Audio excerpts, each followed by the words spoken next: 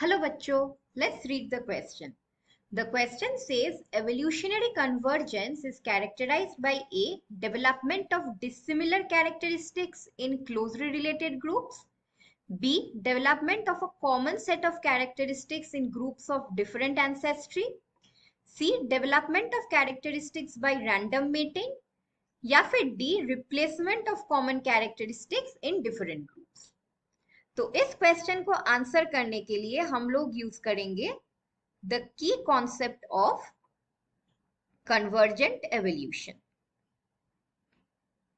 तो convergent evolution उस phenomenon को कहा जाता है जहां पे distantly related species same characters या ट्रेट्स डेवलप करते हैं और उन कैरेक्टर्स या ट्रेट्स को कहा जाता है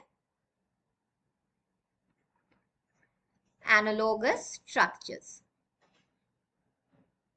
एनालोगस यानी they differ in origin but perform same function.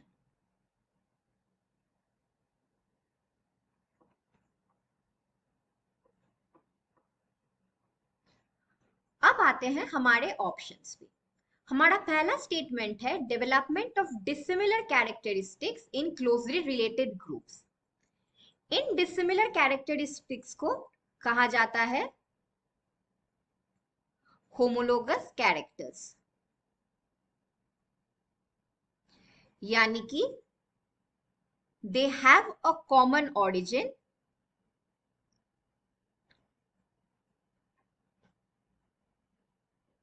But function different है। फंक्शन डिफरेंट, और ये अराइज करते हैं बिकॉज ऑफ डाइवर्जेंट एवोल्यूशन।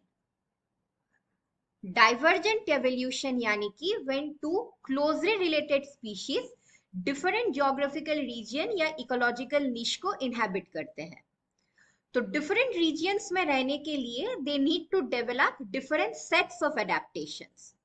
इसी वजह से दे डेवलप होमोलोगस कैरेक्टर्स, यानी कि वो anatomical structures ancestral origin wise similar है बट फंक्शनल स्पेशलाइजेशन उनकी डिफरेंट है।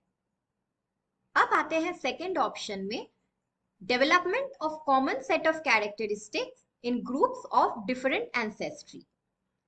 तो इन कैरेक्टरिस्टिक्स को कहा जाता है द एनालोगस कैरेक्टर्स, और एनालोगस कैरेक्टर्स डेवलप होते हैं बिकॉज ऑफ एवोल्यूशनरी कन्वर्जेंस और कन्वर्जेंट एवोल्यूशन। तो ये तब होता है जब डिस्टेंटली रिलेटेड स्पीशीज यानी कि they do not share a common ancestor same ecological habitat में रहते हैं और सिमिलर रीजियन इनहैबिट करने के लिए they need to develop similar sets of adaptations या कैरेक्टरिस्टिक्स।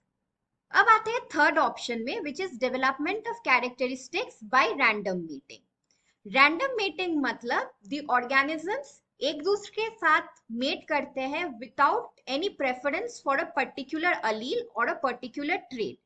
तो ये एक रैंडम प्रोसेस होता है and this is not a characteristic of evolutionary convergence. और हमारा आखिरी ऑप्शन है replacement of common characteristics in different group. ये भी एवोल्यूशनरी कन्वर्जेंस के साथ रिलेटेड नहीं है। So the final answer to our question is option B, development of a common set of characteristics in group of different ancestry. Hope you understood it well. Best of luck.